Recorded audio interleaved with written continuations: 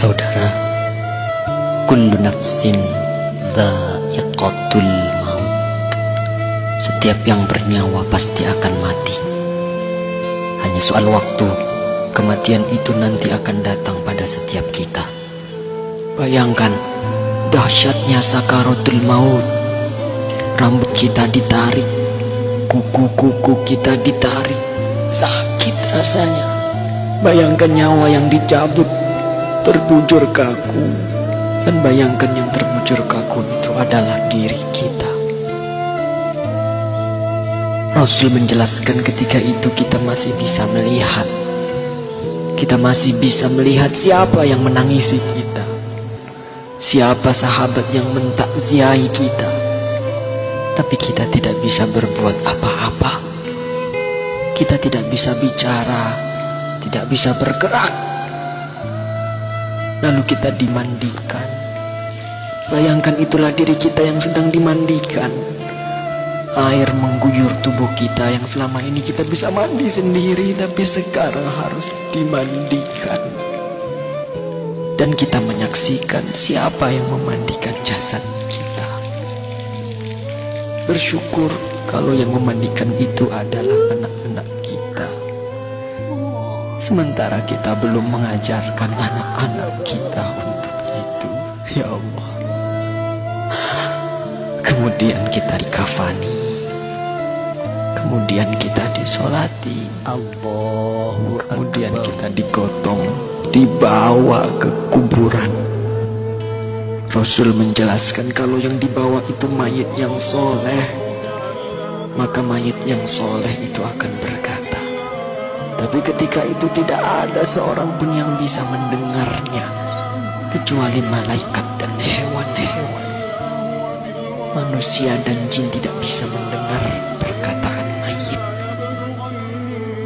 Rasul memberitahu kepada kita, mayit yang soleh itu akan berkata, Asri'ni ila baiti, ya Allah, percepat aku ya Allah, percepat aku ke rumahku ya Allah.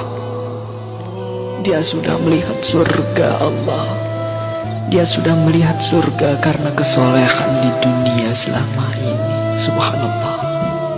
Tapi sebaliknya, ketika mayit itu mayit yang banyak maksiat, mayit yang selama di dunia suka mengumbar aurat, pembunuh, perusak, penipu, koruptor, ya Allah. Mayat itu akan berkata, Aina tadhabun, mau dibawa kemana aku ini? Berhenti, berhenti. Tapi tidak ada yang mendengarnya. Ibunya tidak bisa mendengarnya, ayahnya tidak bisa menolongnya, teman-temannya tidak bisa berbuat apa-apa. Dan terus ia dibawa ke dalam kuburnya. Subhanallah.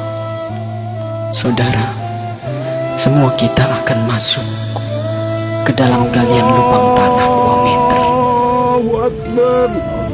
Ketika itu kita masih bisa melihat untuk yang terakhir, siapa yang mengubur kita, siapa yang menutupi tubuh kita dengan tanah. Mungkin keluarga kita, mungkin tetangga-tetangga kita, atau sahabat-sahabat kita. Tapi begitu selesai kita dikubur,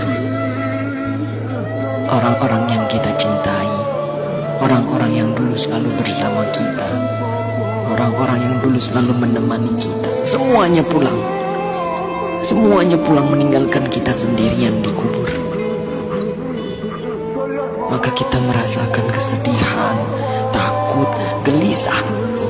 Tapi kita tidak bisa pulang mengikuti mereka.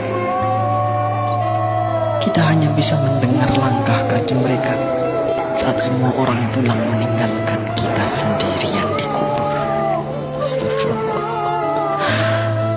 Di dalam kubur, darah, daging, tulang, belulang hancur. Sempit, gelap, rumah ular, rumah tanpa alas, rumah kesendirian. tempat kita akan ditanyai perbuatan kita selama hidup di dunia. Itulah kubur. Saat itu tidak ada yang bisa menolong kita. Tidak ada kekuasaan lagi. Tidak ada harta yang melimpah lagi. Tidak ada keluarga yang kita sayangi lagi. Tidak ada pengawal yang setia lagi. Allah Akbar, Allah Akbar, Allah Akbar. Tapi alhamdulillah, kita bersyukur karena kita masih hidup, saudara. Hari ini kita masih hidup, kita belum mati. Berarti Allah masih sayang pada kita. Allah masih memberi kesempatan kepada kita untuk bertaubat. Allah masih beri kita waktu untuk beribadah sebanyak-banyaknya. Maka inilah saatnya. Inilah saatnya kita untuk bertaubat, saudaraku. Inilah saatnya kita untuk berjanji taat, saudara. Saatnya untuk kita berhenti melakukan kemaksiatan. Saatnya untuk kita berhenti melakukan kezaliman. Saatnya kita membahagiakan keluarga kita, istri kita, suami kita, orang tua kita, anak cucu kita. Saatnya kita berbuat baik untuk negeri yang tercinta ini. Saatnya kita berdakwah. Manfaatkan sisa umur ini untuk menebar kebaikan di sekitar kita. Karena kita tidak tahu kapan kita akan kembali kepada Sang Pencipta kehidupan, Allah Subhanahu wa ta'ala. Katakanlah, sesungguhnya kematian yang kamu lari daripadanya, ia pasti menemui kamu. Kemudian kamu akan dikembalikan kepada Allah yang mengetahui gaib dan yang nyata. Lalu dia beritakan kepadamu apa yang telah kamu kerjakan. Surah Al-Jum'ah ayat 8. Semoga Allah mewafatkan kita dalam keadaan husnul khatimah. Allah makhtim lana bi husnil khatimah. Assalamualaikum warahmatullahi wabarakatuh.